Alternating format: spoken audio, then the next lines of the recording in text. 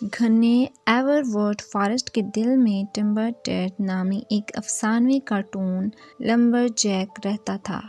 وہ اپنی ناقابل یقین طاقت اور اس کے بڑے پیمانے پر کلہاڑی کی ایک ہی جھولی کے ساتھ پرجوش درختوں کو گرنے کی صلاحیت کے لیے دور اور وسیع جانا جاتا تھا۔ لیکن ایک چیز تھی کہ ٹمبر ٹیڈ لکڑی کاٹنے سے زیادہ پیار کرتے تھے، وہ تھی ان کی لمبی کہانیاں۔ ٹمبر ٹیڈ کی کہانیاں اتنی ہی لمبی تھیں جتنے انہوں نے لمبے درخت کاٹے تھے، اور وہ تصوراتی مہم جوئی اور ناممکن کارناموں سے بھر گئی تھیں۔ وہ کیمپ فائر کے آس پاس قریبی گاؤں کے بچوں کو اکٹھا کرے گا اور بات کرنے والے جانوروں کے ساتھ مقابلوں، جنگل میں پوشیدہ خزانہ اور درختوں کی رہائش کرنے والے بے پناہ مخلوق کے خلاف لڑائیاں کے ساتھ ان کا مقابلہ کرے گا۔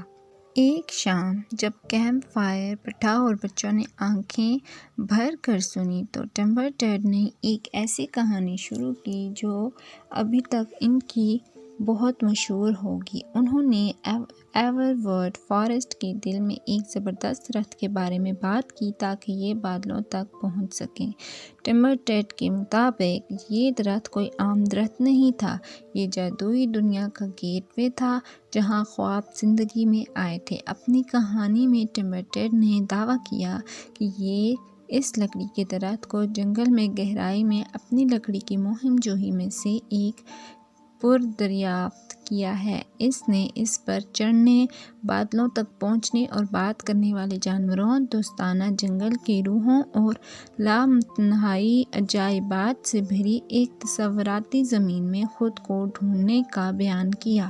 اس نے رنگین کوس و قزح کی بات کی جو کینڈی کے کھیتوں، چاکلیٹ دودھ کی ندیوں اور درختوں کے کھیتوں میں کھڑی تھیں جن میں روئی کی کینڈی کا پھل تھا۔ بچوں کو ٹمبر ٹیڈ کی کہانی جادوئی لگی اور ان کے تصورات جنگلی ہو گئے تھے۔ انہوں نے اس سے التجا کی کہ وہ انہیں جادوئی درخت پر لے جائیں، اور ٹمبر ٹیڈ نے اس کی آنکھ میں شرارتی چمک کے ساتھ وعدہ کیا کہ وہ انہیں وہاں لے جائیں گے۔ اگلے دن ٹمبر ٹیڈ نے بے چین بچوں کو ایورورتھ فارسٹ میں لے جانے کی گہرائی کا مظاہرہ کیا۔ جنگل دلکش تھا، جس میں درختوں اور چمکتے ہوئے سلسلے تھے، لیکن جب وہ زیادہ سفر کرتے رہے تو بچوں نے ٹمبر ٹیڈ کی کہانی کی حقیقت پر شک کرنا شروع کر دیا۔